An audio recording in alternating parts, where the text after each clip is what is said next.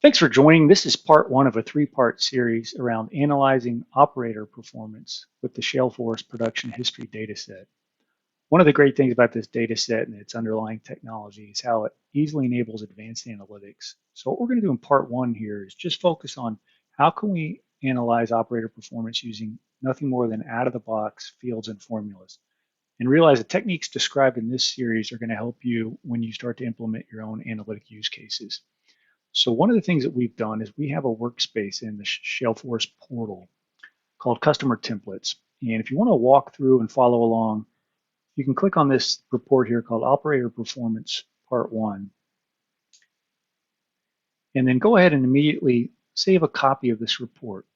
When you sign up for Shaleforce's subscription, one of the things you're going to get is access to a workspace where you can save your own content, build your own content. And so I've got one here called My Team Workspace. I'm going to name this Report Operator Performance Part 1. And after it's saved, it's going to go ahead and let me just open that up. And the first thing I'm going to do is open this report up in edit mode. Now, I've already got a page that's been created here. So we've got a little bit of the building blocks, if you will, out of the way. If I was starting from scratch, I could create a new page. I could rename the page. I could start to drag and drop elements over. But in this case, we've got a little bit just to kind of keep things moving along here. So back on this page called Benchmark Summary, we've got a shell, if you will, a placeholder for a clustered bar chart. We've got a title already set for us and a couple of visuals over here. These visuals on the right, top here are called slicers. They're like filters, if you will, and I've just put some borders around them. So for example, we're going to be looking at different basins potentially. So we're going to have a basin slicer, and we'll just focus on Permian today. We've got another slicer here where I'm going to take the well profile. We'll be looking specifically at horizontal wells today. And then you can see these last three, these are called cards. It's where you can put a simple numeric, usually an aggregation. So we have well completion counts, average peak per peak oil, and then this one here just to show you how you would do it. Let's say we want to take a look at something like just aggregate oil production. So I'll do a come over here into the field list, and you're going to, by the way, you're going to see me using this search quite a bit. But this is the complete field list that we have, the different tables, and I'll oftentimes just look for a keyword to help me find something pretty quickly. So in this case, just net aggregate oil production. Okay. The other thing we're going to do is we want to look at operator performance, but we're going to do it for things that are fairly recent. So we've got these filters. Filters can be set for across all pages. Filters can be set for a page.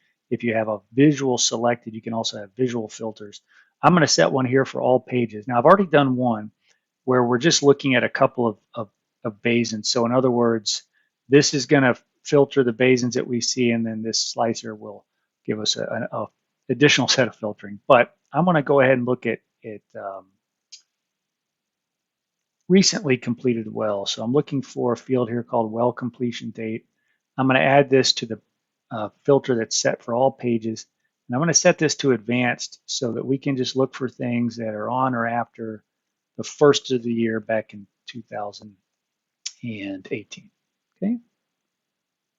All right. So now we've got the basic kind of building blocks or the scaffolding, if you will, out of the way. Let's start to build out our first visual. And we want to look at, for this first visual, we just want to look at oil production, kind of just an aggregate view here. So we'll find that oil production in barrels. And I want to do that by operator. So search for operator. I'm going to grab operator from well completion, not the least level, here at the well completion level. And we've got a pretty good starting point. One of the things that I think is kind of neat, just as an aside, you notice this is pretty peppy, and this isn't a small data set behind the scenes. This completion table, especially the data where this oil production is coming from, that's 150 million plus rows.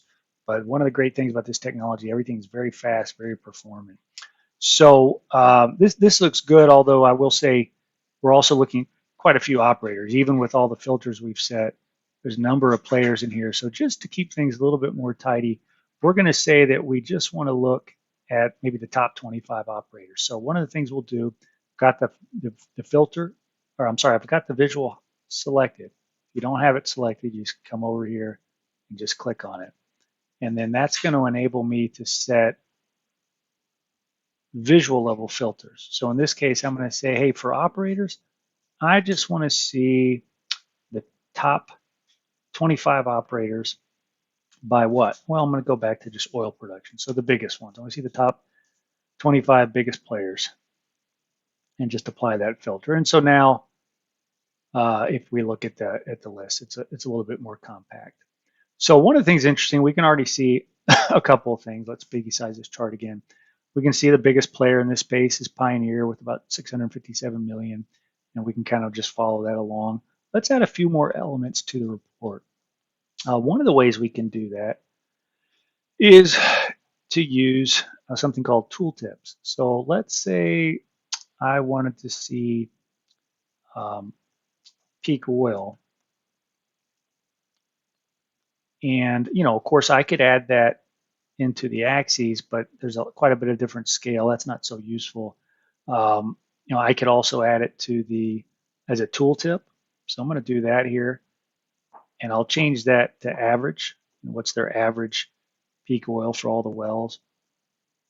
I can have multiple tooltips, by the way. So if I wanted to see, what the total number of wells that we're looking at, I could add that there. And so this is kind of nice. So now when I hover over one of the elements, I can see that additional context.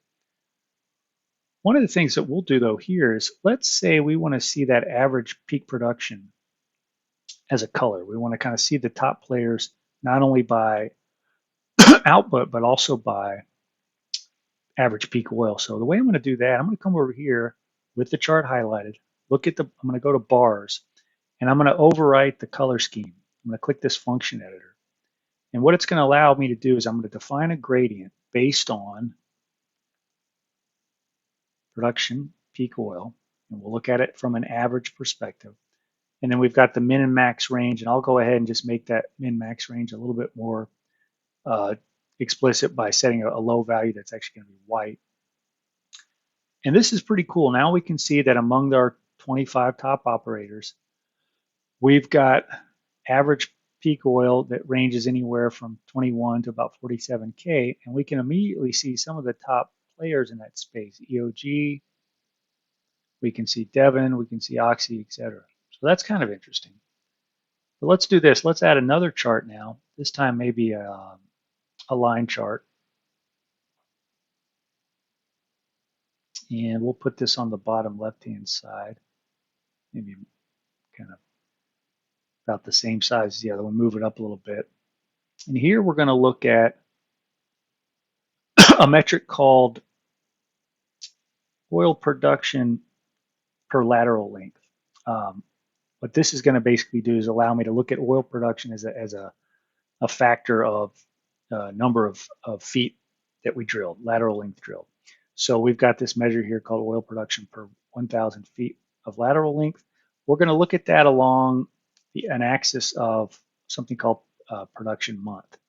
What this will allow me to, this is basically taking the first month, the second month, so we can look at all the wells, but on a similar axis here. So we'll do production month, and then we're going to look at that by operator.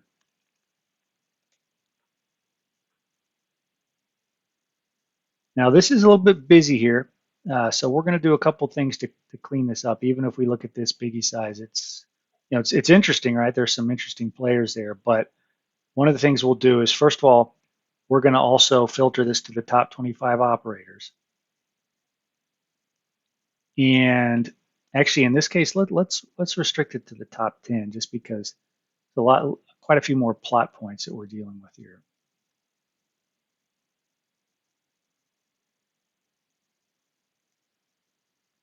We're starting to look a little cleaner, and let's take our axes, or our legend, I should say, and we're going to move that to the right-hand side. And then there's a neat little feature you can use if you do a search for zoom. By the way, when I have a visual highlighted, this is where I can set a lot of the data elements. And then this little guy here, the formatting tab, really useful for just putting fit and finish and kind of look and feel of the visual. So, and you can use this search bar when you're looking for something. So there's this thing called a zoom slider. It's pretty handy. Also, by the way, if I wanted to find, set something like a border, I can set a border. And now we've got something that's starting to look a little bit easier from on the eye. So one more thing we might want to do is we've got production month pretty far out. Maybe we're just interested in the first, 4 or 5 years. So we'll say anything less than 61 months, clean it up just a bit. But then anytime we want to, we can use these sliders here and just say, I just want to focus on some of maybe the first couple of ranges. And we immediately kind of see some top performers. And if we hover over those, we can tell that people like Devin, people like EOG, and others are some of the top players. And if you highlight those, you can see that as well. Not a whole lot else we need to do to this chart. If we wanted to, we could take the lines, make them a bit smaller in terms of width, but we've got a nice report here. So this is pretty useful. Let's add one more thing, and we'll call part 1 of this series all finished. I'm going to take just another line chart, and this time maybe not so much critical analysis, but I just want to kind of see if I highlight a particular operator, what's their activity level look like. So we'll maybe in this case we'll say a long year month. We want to look at the number of completions. We've got a nice I guess measurement, if you will. It's called well completion month by month. And so this is well completion count here. This guy will show me just the total number of completions, but this one here is smart enough to say, well, consider not just the count, but when the actual completion occurred. And so this gives us just kind of a view. And of course, in Texas, we've always got some data that's going to get it's going to come in at the operators. They'll report it back to the Railroad Commission a little bit later. So this number may look a little more dramatic in terms of a drop off than we actually have. But net, we can click on different people. We can kind of see how they're doing. And this is a pretty good start. One of the things I've noticed is EOG tends to be one of the top performers, both in, they're among the largest. They've got the average highest, one of the highest peak oil outputs. They got the highest, among the 3 highest oil production per 1,000 feet of lateral length. So we were starting to do finding some interesting trends and performers here. So of course, the last thing you want to do is save this off. So you got your analysis set. And when we come back to part 2 of this series, we've got a nice convenient open space, and we're going to use that to highlight how we can do some additional things. Primarily, what do we do when, despite all the great work that's been put into this data set, what if we've got some custom formula, some kind of custom measure that we need to come up with our own? How can we do that? Do we need to download the data? No, not necessarily. Oftentimes we can extend this and still keep everything connected directly to the latest and greatest data set. Thank you very much. We'll talk to you soon.